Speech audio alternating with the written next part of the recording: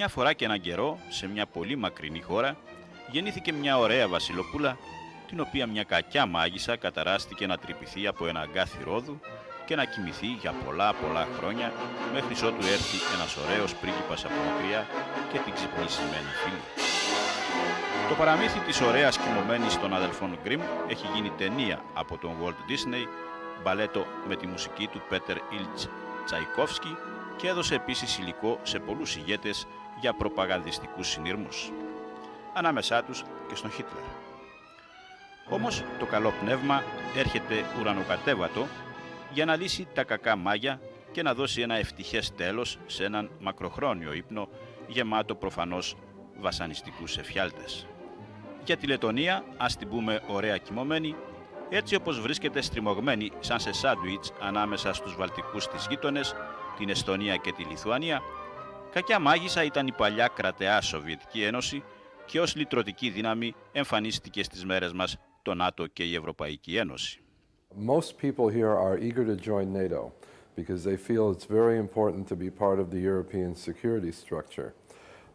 But lately people are more skeptical about the EU because we're doing well economically, politically we're stable, and people are starting to worry that if we join the EU, hundreds of thousands of Russians to work in the factories here. We are hoping that these Russians will become citizens, they will learn the Latvian language and integrate. I think for the older Russians, it's a little bit harder to learn the Latvian language. And if you're a non-citizen, you have all the same rights as citizens, except you can't vote in the elections.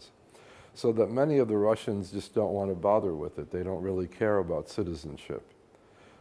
But otherwise, there's no discrimination. They are doing very well economically. Many of the businesses here are Russian-owned. People work together. They do a lot of things together. So there's no conflict between the Russians and Latvians. Problem is more political between Moscow and Latvia. That the Russian government has always been very critical of Latvia. For a long time, I think they wanted to keep us out of NATO. Και εδώ υπάρχει ένας ευρωσκεπτικισμός που έχει να κάνει τόσο με την άγνοια για την Ευρώπη, αλλά και με την αρνητική εμπειρία που είχαν οι Λετονοί από τη συνύπαρξη στο πλαίσιο της πολυεθνικής Σοβιετικής Ένωσης. Η κρατική τηλεόραση πάντως προσπαθεί με τα προγράμματά της να ενημερώσει τους πολίτες για την Ευρωπαϊκή Ένωση. The people's was Eurosceptics. But now this is a 50-50, and because our departments, state departments, are working about this question and talk with our peoples, and television help also, public television, public radio, newspapers, and I think this question is very serious. Ωστόσο, αν και ένα ποσοστό των πολιτών, κυρίως οι αγρότες, είναι επιφυλακτικό προς την Ευρώπη, η πολιτική ηγεσία δεν μοιάζει να έχει ενδιασμούς για την ευρωπαϊκή προοπτική της χώρας. They're worried about Brussels having more and more of a control over our society, and right now in particular there's a concern about the agricultural policy, the fear that our farmers will not be treated equally as other EU countries. So that the government supports membership in the EU, and I think majority of the people will. But they want to make sure that if we join the EU that we're equals and that we don't get cast aside, that we don't lose some of our sovereignty. Πρόκειται για την επιφύλαξη του μικρού μπροστά στο γίγαντα. All the smaller members of EU are concerned about how the big countries may try to dictate policy. So I think we have a lot in common with Belgium, with Greece, with the other smaller EU countries in wanting to make sure that all of us can protect our sovereignty and our cultures and our economic interests. I think there is some skepticism here about having a central government because, especially in a country that just restored its independence 11 years ago, we want to enjoy that independence. And for 50 years, people in Moscow were making decisions about Latvia. So that even though you can't compare the EU to the Soviet Union, I think people are still unwilling to give up their sovereignty to bureaucrats in Brussels. Η τελευταία λέξη των Λετονών για την ένταξη θα υποθεί τον προσεχή Σεπτέμβριο, στις 21 Σεπτεμβρίου συγκεκριμένα, όταν θα ψηφίσουν σε δημοψήφισμα για να εγκρίνουν και οι ίδιοι την ένταξή τους στην Ευρωπαϊκή Ένωση. Προς το παρόν, απολαμβάνουν στην εθνική τους όπερα λυρικά δράματα και κυρίως μπαλέτο, όπως την Ωραία Κοιμωμένη, η οποία παίζεται κυρίως τα Σαββατοκύριακα και μάλιστα στις μικρές απογευματινές ώρες, ώστε να μπορέσουν να έρθουν όσο γίνεται περισσότερο μικρά παιδιά.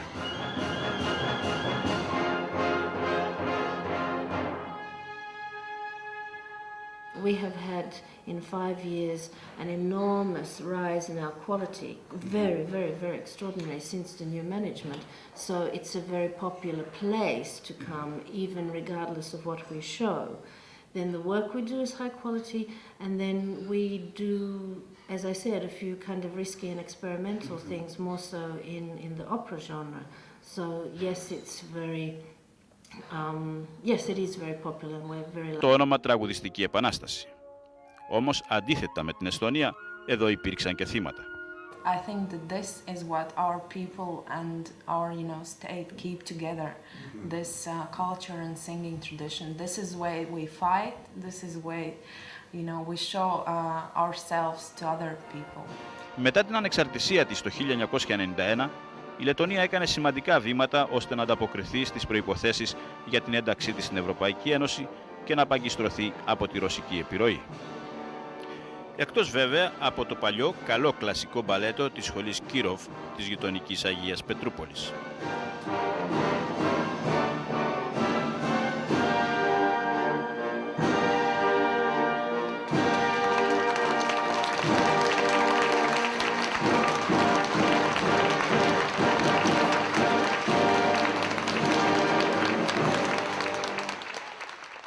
Μικρή χώρα μόλις 64.589 τετραγωνικών χιλιόμετρων, σαν τη μισή Ελλάδα δηλαδή, μοιραία η Λετονία επηρεάστηκε στην ιστορία της τόσο από τη Ρωσία όσο και από τη Γερμανία. Historically, the Germans have been here for 8 centuries, and they were always controlling the economic and the social, political strings here in Latvia. So the Germans, although Latvians were used to them, they were not very friendly toward Latvians. During World War II, I say both the Soviets and the Nazis were equally bad. Of course, if you were Jewish, it was worse during the Nazi occupation. But in cases, they had planned to try to eradicate the Latvian population. The Germans wanted to make this the eastern provinces of Germany. Although I say culturally, Latvians are more used to the Germans because of the centuries of German rule, the language, the culture has had more of an influence. Russian culture is much more alien to the Latvians because we're basically Western Europeans. The Lutheran and Catholic Church here have always been very strong, and all of the Latvian traditions are probably more Scandinavian, more Swedish and German. Although the Russians have been present here over the years, they did not have such an influence. Στο κεντρικό πάρκο της πρωτεύουσας Ρίγα βρίσκεται το Μνημείο της Ελευθερίας. Κατασκευασμένο με δημόσιες δωρεές, το μνημείο στήθηκε το 1935 στο σημείο όπου βρισκόταν ένα άγαλμα του Μεγάλου Πέτρου. Μεταξύ των δύο μεγάλων πολέμων, από το 1918 ως το 1939, η Λετονία είχε αποκτήσει την ανεξαρτησία της. Μια γυναίκα από Μπρούτζο, στην κορυφή του μνημείου, κρατά 3 άστρα που συμβολίζουν τις 3 μεγαλύτερες περιοχές της Λετονίας. Κατά τη Σοβιετική περίοδο, στη θέση του μνημείου είχε στηθεί ένα άγαλμα του Λένιν. Στα τέλη της δεκαετίας του 80 και στις αρχές του 90, το Μνημείο της Ελευθερίας έγινε το επίκεντρο της λετονικής ανεξαρτησίας. Η πρωτεύουσα Ρίγα είναι η μεγαλύτερη από τις πρωτεύουσες των 3 βαλτικών χωρών. Μια πόλη με κοσμοπολίτικη παράδοση, η οποία είναι πάντα ευδιάκριτη στον επισκέπτη. Βρίσκεται στις όχθες του ποταμού Νταουγκάβα, στο κέντρο του κόλπου της Ρίγα, στη Βαλτική θάλασσα. Ήταν πάντοτε η μεγαλύτερη πρωτεύουσα των βαλτικών κρατών και σήμερα με πληθυσμό κοντά στο 1.000.000 παρουσιάζει και πάλι ατμόσφαιρα μεγάλης πόλης. Our capital is one of the biggest in Baltic states, and it has as well the famous architecture, Art Nouveau architecture, which which is famous even in Europe. So this is worth coming as well, the wooden architecture. Its quality is the highest.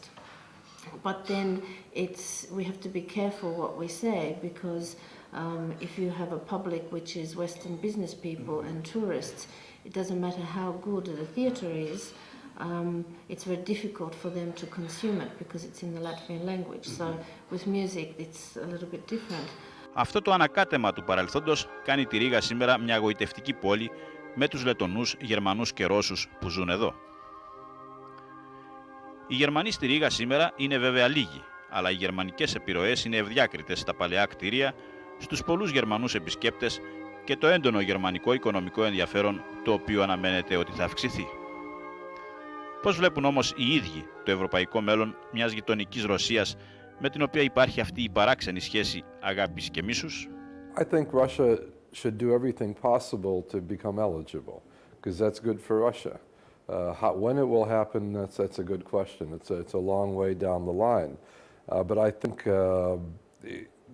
applying to become a member of EU is something very good for a country, because you're forced to enact reforms, economic policy.